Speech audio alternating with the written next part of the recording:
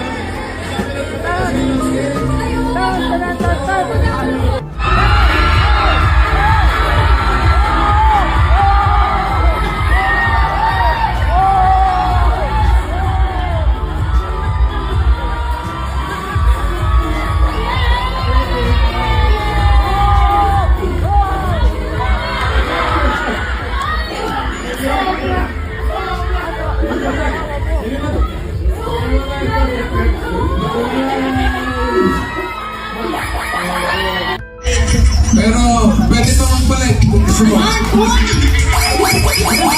Ikaw eh. Hindi na po. Hindi ka raw. Okay, Eunice, ano ba yung card na hawak mo? Pataas ba yan o pababa? Ako negative one.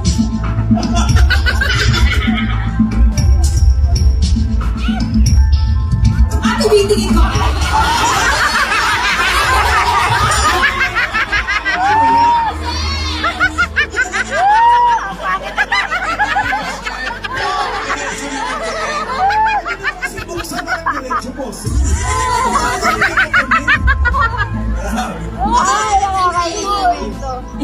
Patingin!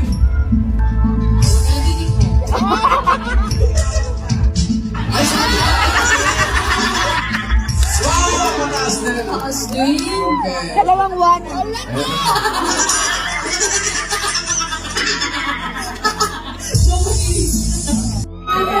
Hindi pa.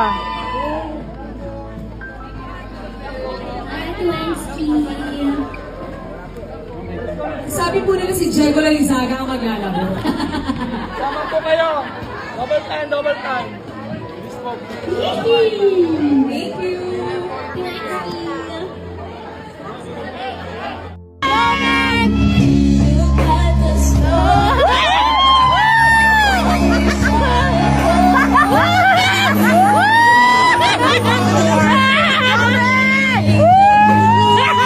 you.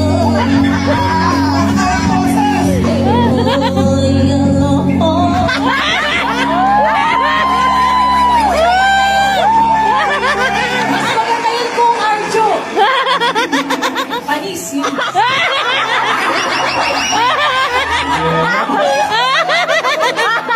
Okay, Eunice, handa ka.